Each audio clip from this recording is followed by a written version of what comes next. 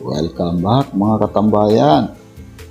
Siyempre, dito sa tambayan ng mahihilig kumain. So dito naman mga katambayan, isi-share ko sa inyo isang chocolate cake recipe na talaga namang napakasarap mga katambayan. So dito mga katambayan, sasabihin ko rin sa inyo kung bakit ganun kamahal ang benta ng mga cakes, lalong-lalo na sa mga shop.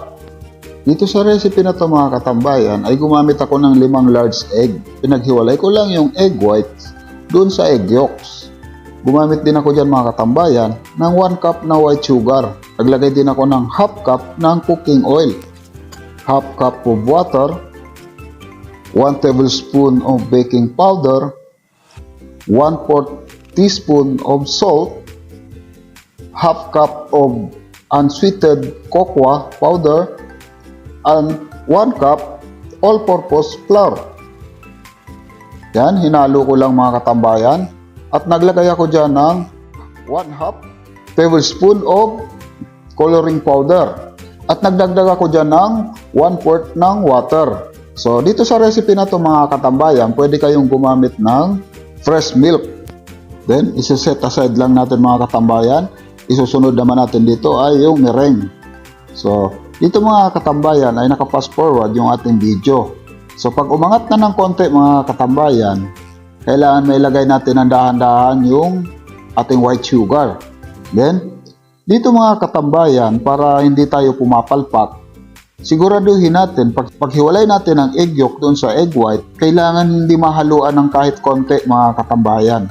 So dito sa point na to mga katambayan, ipapakita ko sa inyo yung tamang point. So kailangan mga katambayan, pag inangat nyo ng ganyan, ay bumabaluktot yung dulo. Yan yung tinatawag mga katambayan na soft tip. So ganyan mga katambayan, ang tamang point ng ating meringue. Ayan, para sa chiffon cake yan mga katambayan. Tapos dito na mga katambayan, ay paghahaluin na natin yung butter mixture at saka yung ating meringue. Dito naman sa part na to mga katambayan, kailangan maingat yung pag-mix natin. Dahil pag na-overmix natin ito mga katambayan, isa rin sa dahilan kung bakit pumapalpak yung ating chiffon cake. Tabas yung hangin. Then dito mga katambayan, hindi nga pala naka-preheat yung ating oven. Tapos naglagay ako ng tubig mga katambayan doon sa pinakailalim ng oven. So saka ko lang i-open yung oven nung paglagay ko ng tubig. Ayan. Then sabay ko nang inilalagay yung ating cake. Ayan. So, hindi po preheated yung oven natin mga katambayan. Then, i-bake siya natin mga katambayan ng 30 minutes. Ayan, 30 minutes ng 170. Ayan. So, naka 170 lang yan mga katambayan. So, wala nang numbers yung ating oven. Ayan, after 30 minutes mga katambayan, ganyan na yung resulta. Tapos gagawin ko mga katambayan ay tatanggalin ko na yung tubig sa ilalim. Ayan. Then, i-continue natin siya mga katambayan ng another 30 minutes. Ayan. So pag nakita nyo yung ibabaw mga katambayan after 30 minutes na nagkulay na ng ganyan, ganito, tanggalin nyo na mga katambayan dahil ready na yan. Then tinatawag ko siya mga katambayan para lumamig. Ganyan. Sa screen or sa griller ba tawag yan, para hindi dumadapa or bumabagsak mga katambayan habang lumalamig. Ayan. Tapos dito naman sa part na ito mga katambayan ay ipapakita ko sa inyo kung paano ko nilalagyan ng icing gamit ang chocolate ganache. So yung chocolate ganache naman natin mga katambayan ay gagawan ko ng nakahiwalay na video dahil masyado nang mahaba yung ating video mga katambayan.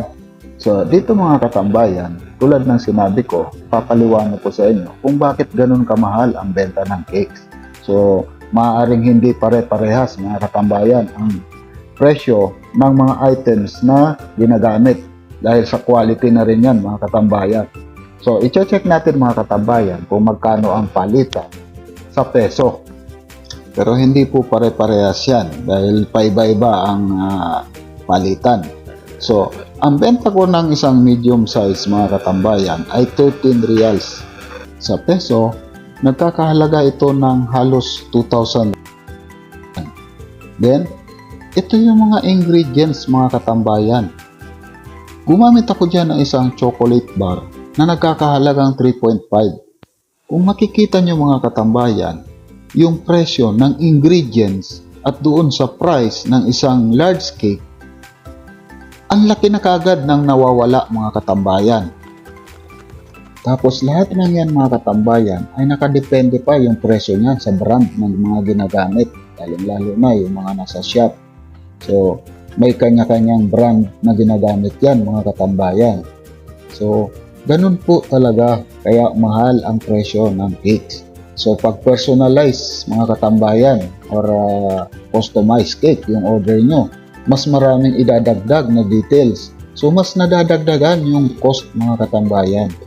Yun po ang dahilan kung bakit kaya nagmamahal lalo pag customize ang inyong in-order mga katambayan. Doon naman sa mga nagtatanong mga katambayan kung bakit mura yung benta ko ng mga gawa ko na cakes. Sa akin mga katambayan ay hindi po business ang ginagawa ko. Hindi din po ako mag-share ng recipe kung ito ay masasabi ko na business. Ako po ay nag-i-enjoy lang sa aking mga ginagawa mga katambayan. Ito'y aking libangan lang at natutuwa ako dahil marami naman yung nag-o-order at nagugustuhan nila yung mga gawa ko mga katambayan. Kaya sa mga katambayan dyan na gustong matuto, huwag kayong matakot sumubok.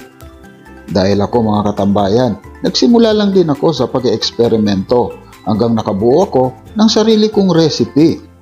So yung pagbibigyan pala natin ito mga katambayan ay bisita namin na